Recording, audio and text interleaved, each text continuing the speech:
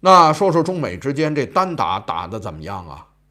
这是国会山的一个报道。据白宫消息人士透露，川普总统将在周五和中国国家主席习近平通话。白宫人士讲，中美合作是两国的共同需要，这是整个这个句子。礼拜五两边通话，再查中方那边没有任何的动静。外交部发言人讲，我没有任何这方面的消息，但有动作没有啊？有啊。那这个动作是什么呢？王毅见了美国驻京的新任大使，中文名字叫庞德伟啊，他的英文名字叫 David 啊，庞德伟吧，咱们就。庞德伟呢，就到了那儿见了王毅，王毅表示非常欢迎啊，希望呢做中美之间可信的沟通者、分歧的调解者、合作的促进者啊，如何怎样？然后呢，他又讲啊，说这个王毅讲，日内瓦会谈之后，我们一直在落实双方的共识啊，但是令人遗憾的是，美国以莫须有的理由，接连出台了一系列的对抗措施，损害了中方的正当权益，对此坚决反对。希望呢，咱们还是落实1月份通话的重要共识然后回到正确的轨道上来等等。庞德伟也说了几句话了。他主要讲，我重要的是聆听，我本着相互尊重、互相聆听的精神和你们保持沟通，我没意见，我到这儿来就是你想说什么你就告诉我，我跟你聆听。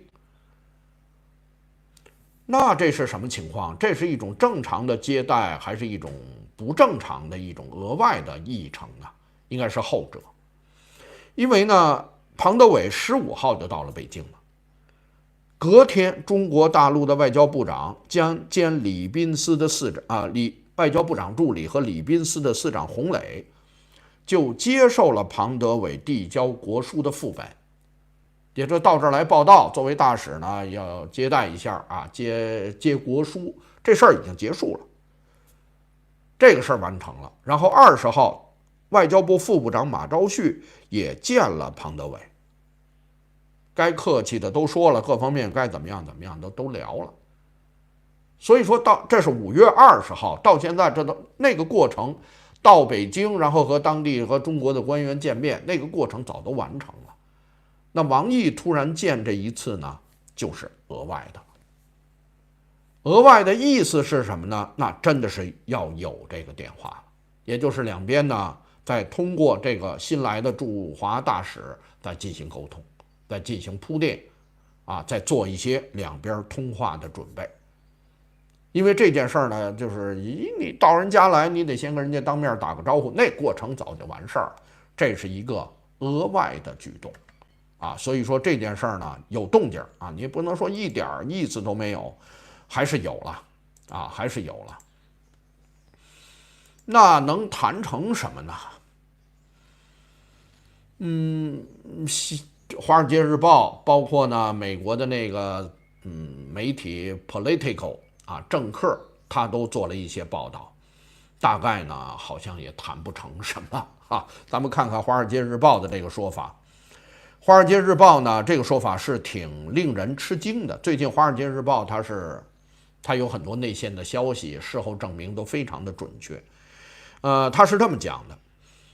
说国家主席习近平授权负责谈判的副总理何立峰，要展现中国不会迎合美国的强硬的姿态。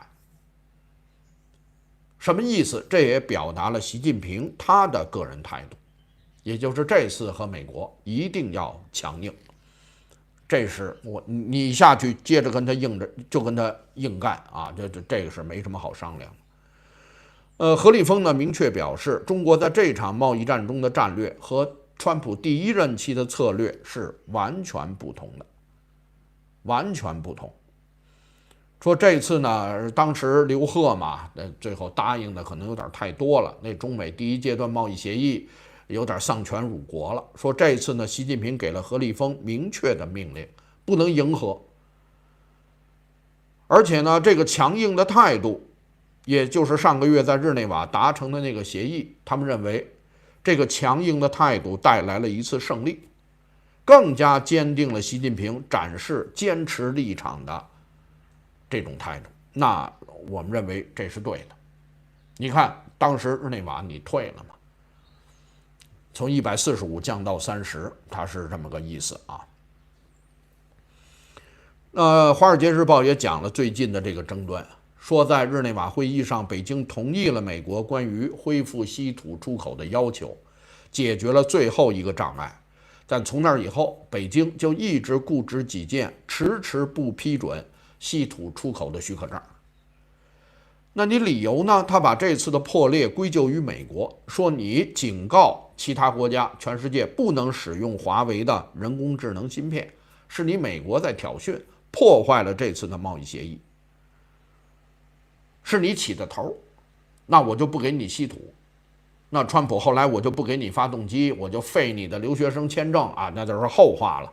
但主要他认为挑头的是你不让买华为的那个人，不让别人买华为的升腾芯片，比如说马来西亚，所以说那个呢是你破坏在先。结果美国立刻回应，对华为的警告，我们只是重申之前的政策，那是个旧事儿，不是新的，所以你不能拿那个事儿当说辞。两边在这件事儿是有一些争拗了，所以说最后一看，现在已经到这样了，川普表示和习近平直接通话。当然，习近平这种强硬的立场，在中国国内各方面呢是有很大的争议了。说中国经济呢现在遭受重压，难以承受对美国出口的暴跌。那现在整个这不估计嘛，对美出口占中国 GDP 的3%啊，等于这3%就都没有了，而且它会有放射性的效应。等于那千万人级别的就业啊，几千万人的就业都涉及到影响。说有一些政府官员在私下里边都质疑，对美国采取这种对抗是不是符合中国的利益，是有这样的一些说法了。但是何立峰他们接到的命令不是这样的，不是这样的。所有的这个中美贸易谈判重启，你比如说这也马上要开始了。何立峰是不愿意讨论中国的经济治理模式的。什么意思呢？第一阶段贸易协议那8条，那里边啊，你不能再补贴了啊，你要什么知识产权，然后你要对美国开放市场，所有的这些这属于经济治理模式。何立峰不想跟美国谈这个，咱们就谈减税。把减税的内容转变成一个长久的安排，这是何立峰现在的一个主要的目的。另外，《华尔街日报》是透了一些中国的底牌，说这次呢，中国准备放出一些美国的农产品、能源和制造品采购的承诺，买可以商量，这都可以商量，但是作为谈判的筹码。川普应该解除对中国芯片技术、半导体设备等出口的管制，这也变成了一个重要的条件。除了这个，没稀土。华尔街说的这个我是比较认同的。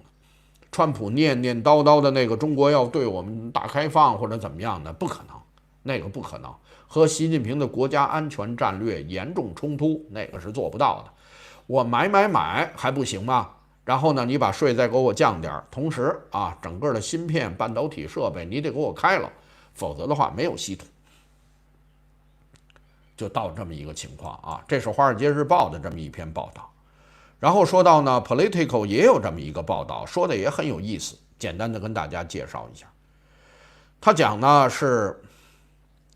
就川普实在是等不了了，情况非常紧急。说美国的军工企业、汽车企业整个稀土的储备40天，现在还能坚持40天，就见底儿了，就出大事儿了。所以说这个是非常严重的啊。我看到的这个啊，我给你找这个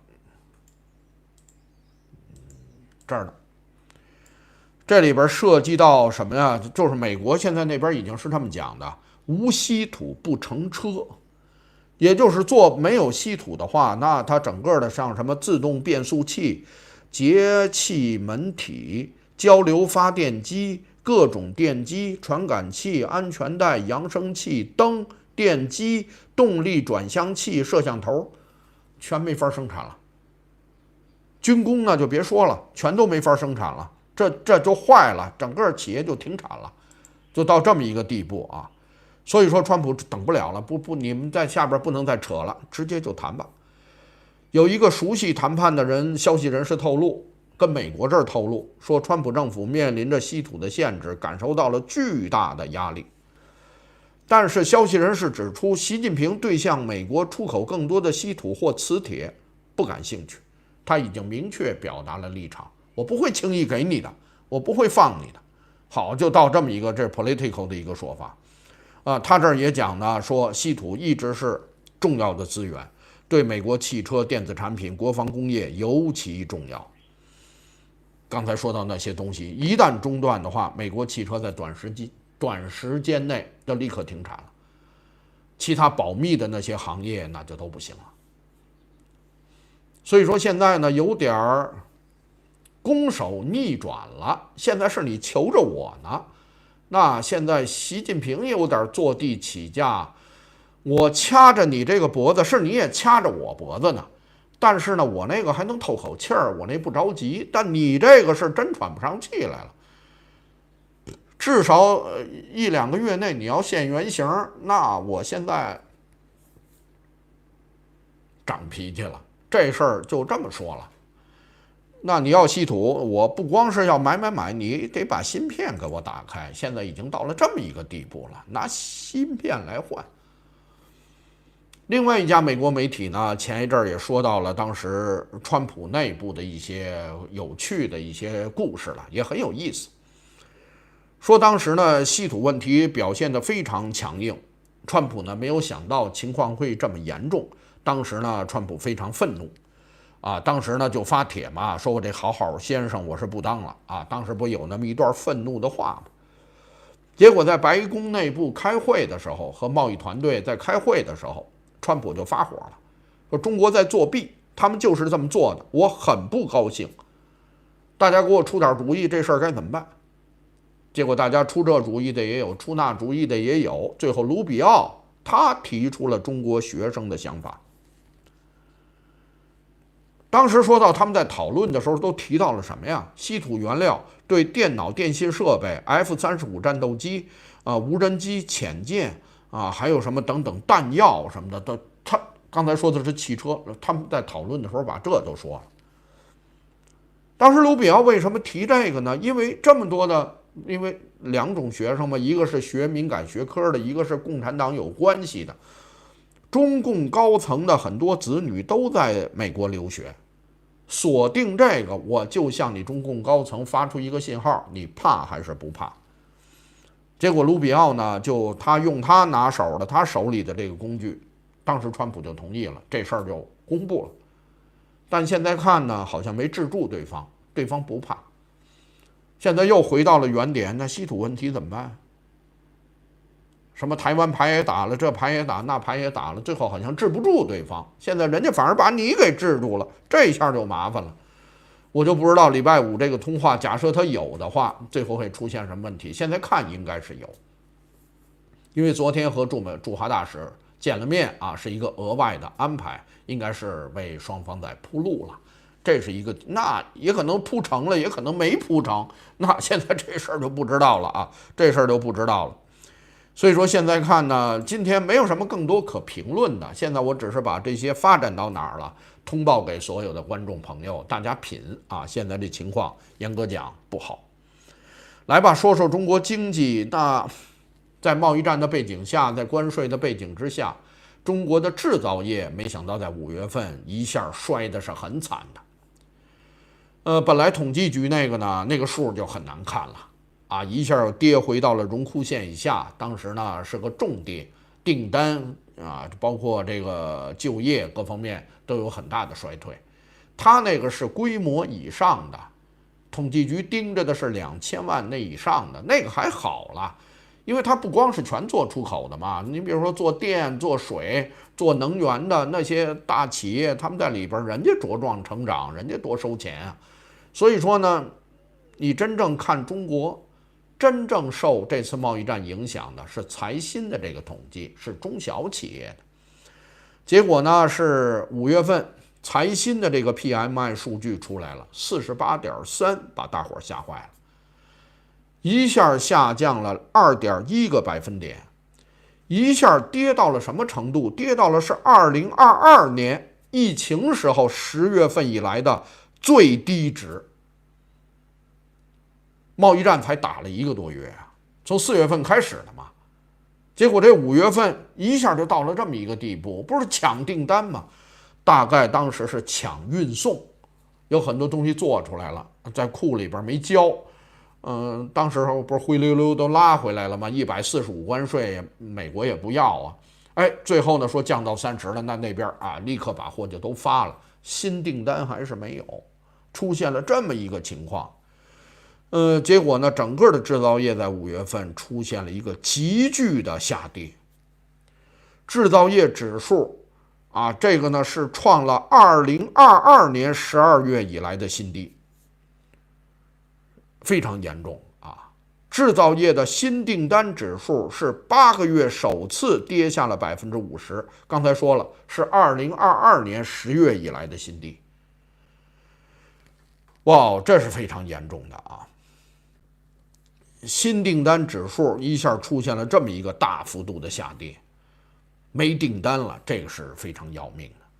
然后制造业呢，整个的就业也因为没订单了嘛，也出现了大幅度的下跌，已经是在过去的9个月中第8个月，9个月中8个月处在收缩的一个状态，也不成。积压的工作指数在收缩区间也录下了2022年2月以来的新低，也就是就业也出现了这么一个情况。那这事儿可就要命了啊！这事儿可就要命了。